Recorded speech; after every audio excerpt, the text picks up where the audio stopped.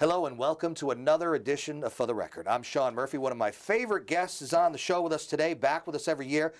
George Marshall, Executive Director, CEO, Flickers, Rhode Island International Film Festival. The reason I love him on every year is because every year there are new and exciting stories to tell with exciting people. You're a man of around town, as it were. Thank you, George, for being on the show again. It's always a pleasure. I want to ask you what's new, but first, for those who might not have seen the other shows, they need to know what Flickers Rhode Island International Film Festival is, so please. Sure. We're now in our 20th year, and the Rhode Island International Film Festival is a open call for entries from people around the globe to share their work with us. And our motto is discovering the new voices of independent film.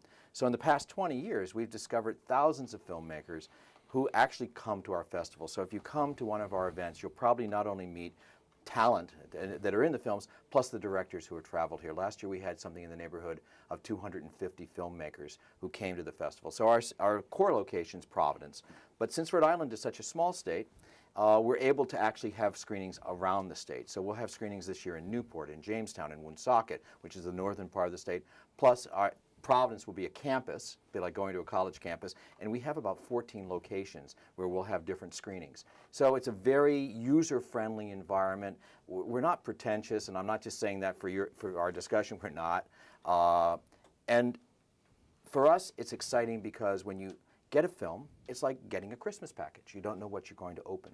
We've also, what makes us unique as an organization is we are an Academy qualifying festival, and we now have 3 categories within the Academy in the short film division. It's narrative shorts, it's animation shorts, and documentary shorts. We picked up BAFTA, the British Academy, last year, and we're now part of the Canadian Screen Awards. And Sean, who you'll be interviewing, did some research. It turns out there's something like 6 festivals worldwide that have all of this. So we're in kind of a weird pedigree, and this is Rhode Island, because we're the only festival that has all the Academy stuff in New England. The Camden Documentary Festival picked up the documentary short just recently. So they're our competitors, not really. Yeah. It's really exciting, though, when you have that, because that encourages filmmakers to participate with us, because this gives them a portal that they would never have. And why is the Academy important? Because if you want to get an Academy Award for a short film, you have to show that film in California over 2 weeks in a theater. If you win the award, it bypasses that completely, and it's worth a lot. And plus the credential of having it. So the festival world has taken on the whole thing of distribution. It's moved beyond just the studios doing it. The festivals are where things are introduced. And that's a great thing, because now you're seeing a lot of well-known celebrities and stars. For example, James Brolin, married to Barbra Streisand. We have a film that he's in, a short film that deals with gun issues, but it's the world premiere. I mean, they've given us the world premiere. And when you get something on that level, then you know you're doing your job right. So the festival is something that's open to everybody. It's, again, not pretentious. You can buy tickets online. The whole festival schedule will go up about 3 weeks before the event, and you can chart out what you want to do.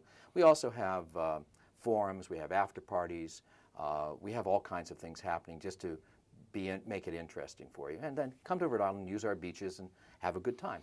Now, as we tape this in July, we're coming to I guess you could describe it as a fairly critical time where there's a lot going on right now for you. Oh, yeah. I mean, well, we run a kids camp, which is That's huge, but I want to hear about this, well, because it's great. Our kids camp is called Kids Eye Summer Filmmaking Camp.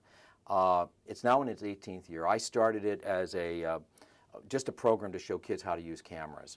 And we had more response than ever anticipated, and then we built a curriculum for it. And we have a nice approach, because this year we have 64 kids from actually all over New England participating in this camp. In 18 years, we're one of the founders of this type of movement to get kids this level of education.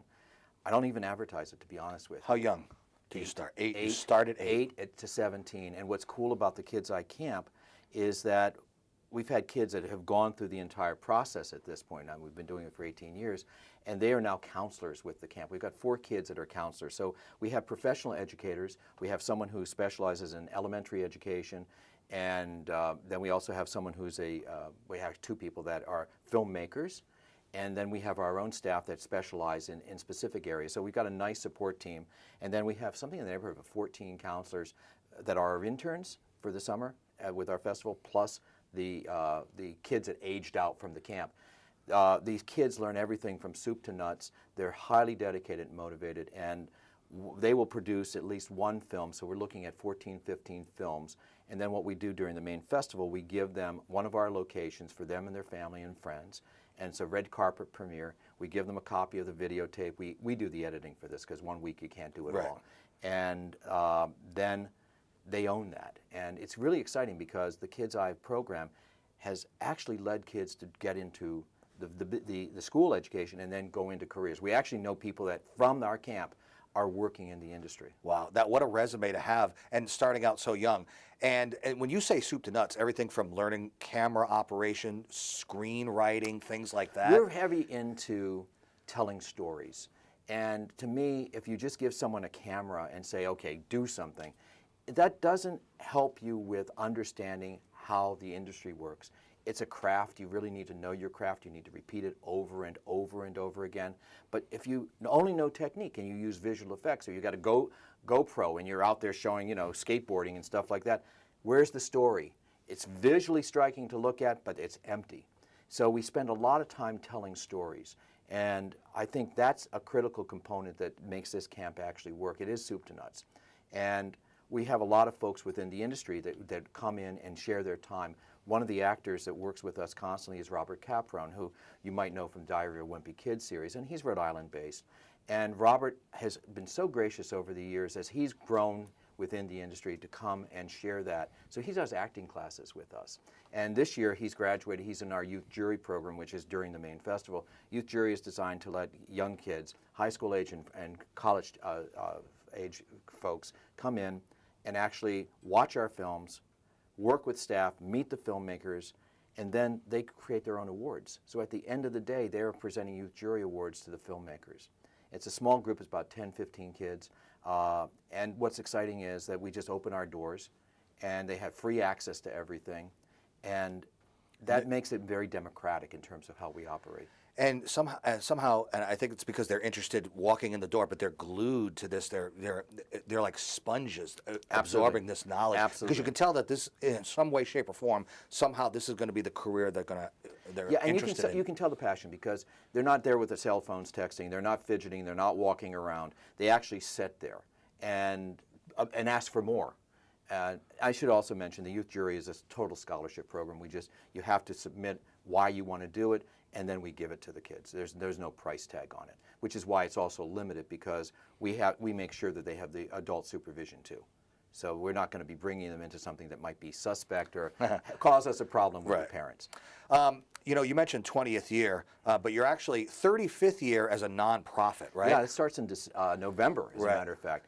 And yeah, my running gag about that, I was 6'2", blonde hair, blue eyes, and look what it's done to me, But I got to tell you, I mean, for me, it's always been a passion, and seeing the evolution, I'm able to take things that I really want to do within this structure and do them. I can create things with wonderful people that I work with and that support this and that help nurture this. And I can tell you, when I started this was considered weird. I mean, film was not considered an art form. I had folks in other disciplines, dance and theater and music, looking at us like, how dare you say you're artists and this is art? No, it is. Every college has a film department. Not when we started. Yeah. And we're very active with the schools in our state. So, for example, the kids program is at the University of Rhode Island, but we work with Brown. We work with Roger Williams University, Bryant, Rhode Island College, Johnson in Wales, Rhode Island School of Design.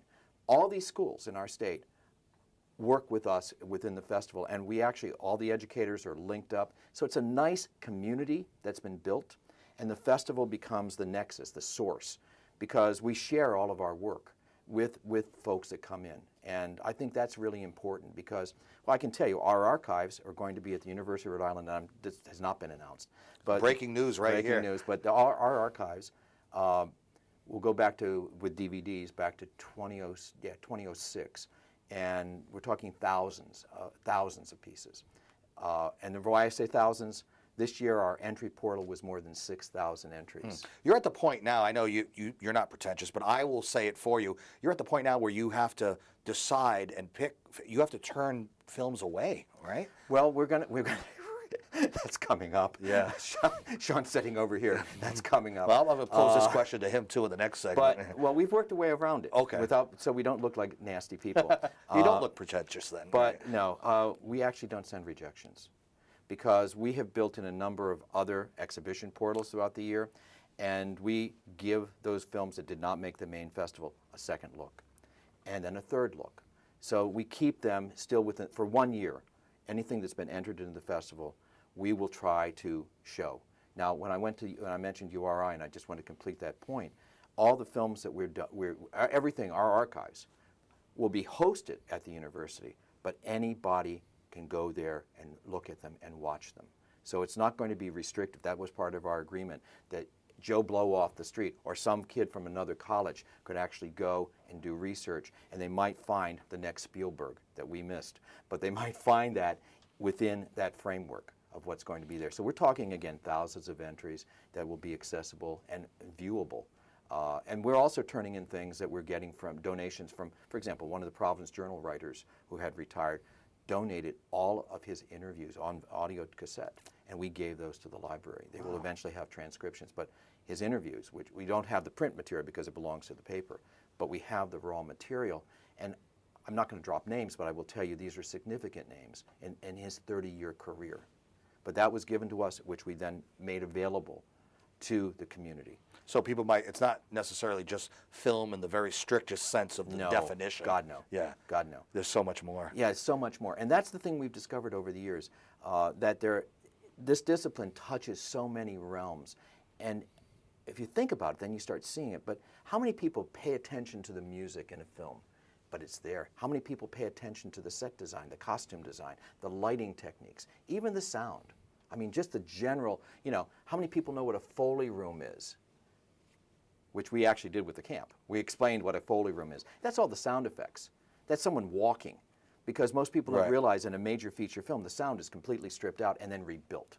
So it's totally under control. The actor has to come back in at a separate session. And redub everything. If you want to see that in process, for those that love classic movies, they tell the whole story legitimately in Singing in the Rain. No kidding. Yeah. Wow. In a world where time marches on and technology advances, doing what you do, you obviously you're able to adapt and go along with it. You're not, you're not going to become a dinosaur because technology advances, because iPads exist and smartphones. Well, see, that's great, because to me, life is change, and if you don't adapt to that change, then you are a dinosaur. Yeah. And to me, the technology has become so accessible, so democratic. It's changed the nature of the stories that we tell. When we first started this gig, and I use the term gig, it was 35 millimeter and 16 millimeter. How many people even know what that is anymore? And I can tell you, I mean, when I was doing filmmaking way back when. Was it black and white? No, I'm kidding. No, I'm but kidding. I mean, the first thing we did in film school was 8 millimeter. And I hated the format because I'd scratch the heck out of it. I would just do this on it. It's like, oh, geez, whoops. You don't do that anymore. Kids can work on their cell phones, they can make movies, they can do all this stuff. And I think that has changed the nature.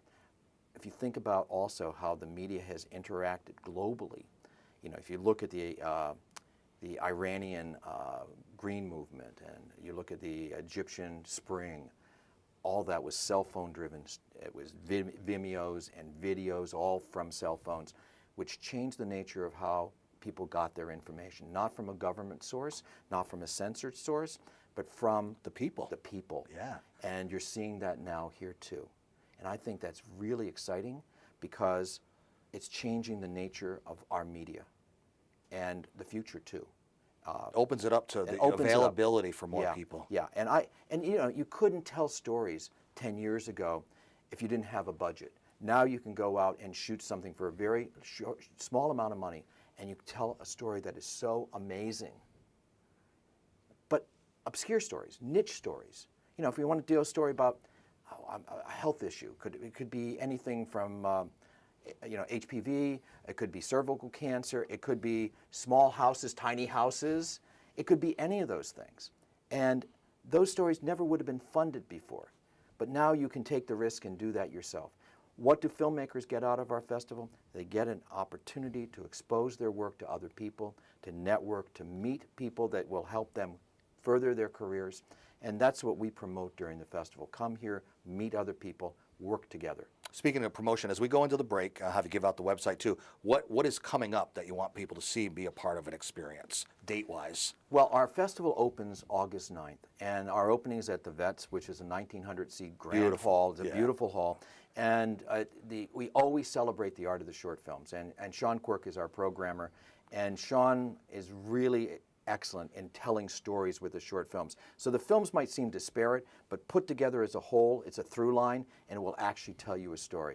Do not worry if you don't like something. Within a couple minutes, it will be replaced with something else. So you're looking at about 8 to 10 films. It's a grand evening. It's a lot of fun. The filmmakers will be there. You can talk with them. You can mingle with them. The etiquette of film festivals, people applaud. They actually sit through the end credits. What a shock. Do they dress up? No. Yeah, it's not like going to the opera or anything. Look at me. Look at me. Do I look like I'm going to be wearing a tuxedo? But the night of the show, opening night, that could be different. No, that's not me either. All right. That's not me either. Yeah. The biggest thing for me is to get my shorts off, and everybody gets angry with me if I don't wear long pants. Okay. I've always run the festival as something for enjoyment. And not for something that's pretentious. What's a website for people to go and learn a lot more? It's www.rifilmfest.org. George Marshall, Executive Director and CEO of Flickers, Rhode Island International Film Festival. Always a great time when he stops on the show. Thank you. Oh, thank you. All right, so we'll take a short break and come right back. I'm Sean Murphy. This is For the Record. Stay right there.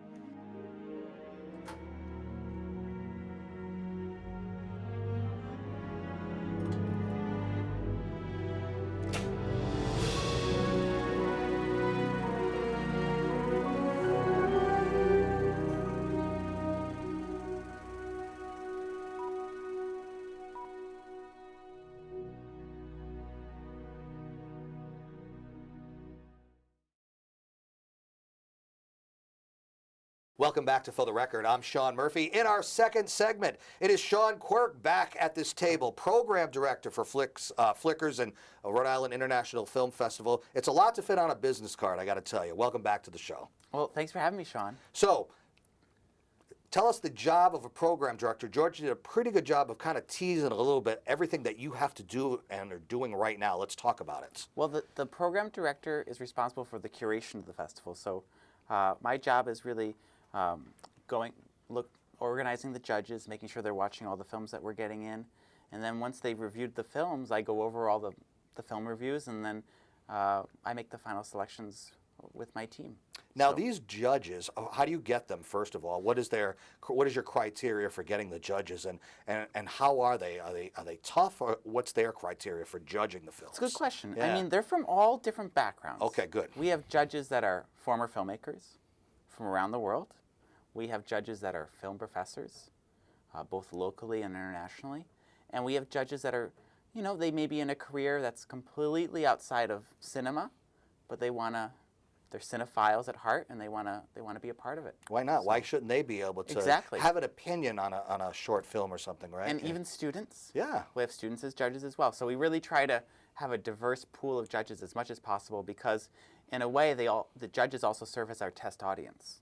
Because if the judges like the film, then the audience will.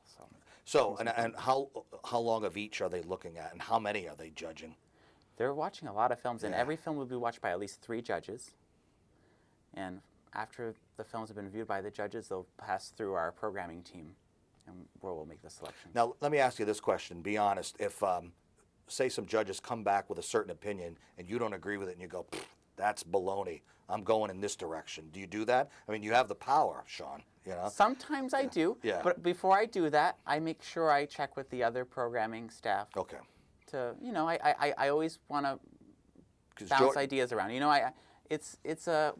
work in a team. George emphasized that Yeah. it's a very democratic process that's Exactly. going on here, too. So you are allowing for other opinions, too. Okay. Very much So so. let's talk about the gamut of the kinds of films and the different shows that are happening. Talk about all that. Well, we have over 5,000 entries. Wow. Actually, this year we just capped 6,000. So this is the first year we ever had over 6,000 entries. Now, again, are you in a situation where you can't take everybody, so there's the second view, second chance, third chance, that kind of thing, right? We'll be accepting 260 titles for the summer, and the films that are not accepted for the main festival will be reviewed a second time, third time for our other festivals throughout the year. And if a film is not accepted, that doesn't necessarily mean, that's not a judgment of the quality of it. It's just that it didn't make it this time. It was these people's opinions, and it's just, that's not to say that the film is bad, right? Not at all, because Yeah. a lot of these films that don't get into the festival most of them are just fantastic. Yeah. In many ways. And it's more a matter of that they don't fit necessarily with the other films in the program. And so we look for another potential program down the road that complements their film better. Because it's not only about finding the right film, it's also about finding the right audience. Right. So the audience may not be for the main festival, it may be for Vortex or for Roving Eye, which is another festival we host in April. So we're always trying to find the right film, but also the right audience. We got you in here just before Vortex last year, and so talk about that a little bit. Well, the Vortex Film Festival is the largest sci-fi film festival in New England. And I love sci-fi. And by the way, last year we had the ray gun on the table here, Yep. right? So continue. So that festival happens after the main festival, which is every August. This festival will have over 85 titles, sci-fi, fantasy, and horror. Okay, so they're all combined in All one there. combined. Okay. And even genre films like thrillers, those are in there as well. Okay, that makes So sense. we'll have like crime dramas, stuff Right. like that. So it's a diverse mix, and it's really our chance to be a little bit more. We play with the programs a little differently with Vortex than we do with the main festival. So Can you be a little more? There's a little more in the terms of, like, for example, when I think of horror, I think of them really going to the edge of a person's ability to be able to tolerate what's on screen there if they're really getting I'm like, with my view, and this is kind of I've been programming both the Vortex and the main festival for 5 years, and we've kind of steered it in the direction of, with the horror festival, the Vortex festival, to really focus more on the uncanny, the bizarre, the psychological thriller. Love it. Can I just say that my personal opinion of horror movies is I like like you said, the psychological. I like the things about the ghosts and the demons. Not. I know there's a niche for the Saws of the world and all that, but when you just slice it and dice it, that's not really horror to me. I like the scary stuff. You know what I mean? Where you're thinking about it, you get scared with the jump. You know? There's a fine line between being scared And being grossed out. and being shocked. Yeah. But shocked and almost I mean, this is like trauma in a way. We don't want to traumatize our audience. We want them to have a good time, and we want them to be scared. Having a limb removed on screen is not necessarily my idea of a good time. Maybe It's other like people going like to war. it. Yeah. We don't want to bring them there. We want them to have a good time. Right. So, so this is right up my alley, the Vortex stuff. But again, there are so many other genres and so many other festivals that people can experience, right? Exactly. And there's programming for everyone, even children. We have a whole Kids Eye Film Festival, and that's part of the Rhode Island International Film Festival, and that takes place every morning throughout the week. We have We have feature animations as part of the festival this year. So they're watching cartoons, basically, right? Cartoons and short animations. Many of them may be nominated for Oscars. Nice. Right. So in addition to being a festival known for its dramas, we're also known for our animations. So RIF is really one of the centers for the animated short in the country. And you notice when you look at the mainstream films, the kid shows are always the big grossing films, the moneymakers. They beat out even the big summertime blockbusters. Finding Dory is monstrous right now. It's Disney's all-time money-making animated film at this point. I mean, it's ridiculous. So the animated films could be where it's at. You could have a career, a future just doing that, right? Exactly. I mean, the animations, they're timeless. Animations, there's something special about them. I mean, even 50 years later, everyone's watching.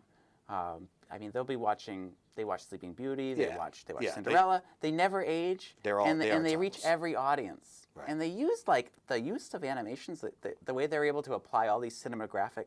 You may not be able to say it, but you know it's fantastic, right? The technology is great. The use of camera with these very high-end animations is fantastic. So as we are taping this right now, what's the next thing coming up for you that you're working on? The next thing, the thing I'm working on at the moment is the program for the main festival. So that's what that's where my head's at right now. I'm finalizing the schedule. After that's finished, we'll be welcoming all the filmmakers to the festival, and they're coming from over 65 countries. A lot. When is your downtime? Do you have any? The downtime you happens. And George, is there ever any downtime? Well, we in the holidays. I heard you were at the office until midnight the other night. So yeah, this is crunch time. Yeah. So we're putting together all the 260 titles is a lot. Yes. So, but it's a lot of fun. So we're just we don't not only make sure that the films fit well with each other. We want to make sure that there's a constant flow throughout the festival, so that if you're going from like a film, say at 4 o'clock on a Thursday, the film at 7:30 following that kind of leads into it. So it's almost like you're going for a ride. Nice ebb and flow. Right? Yeah, throughout the week. So we really try to make sure that these films transition from one to the other, and it's a mosaic. I hope as many people as possible are able to take advantage and experience all that you have to offer with Flickers Rhode Island International Film Festival. One more time on the website for people to go and learn more. The website is www.rifilmfest.org. All right. Got graphic up on the screen as well. Sean Quirk, Program Director, as always. Pleasure having you on the show. Looking forward to being a part of it, and seeing you here next year, too. All right? Well, thank you for having me, Sean. All right. That is our show for today. You can see this show and many others on our YouTube site. Till next time, I'm Sean Murphy. This is For the Record. Take care.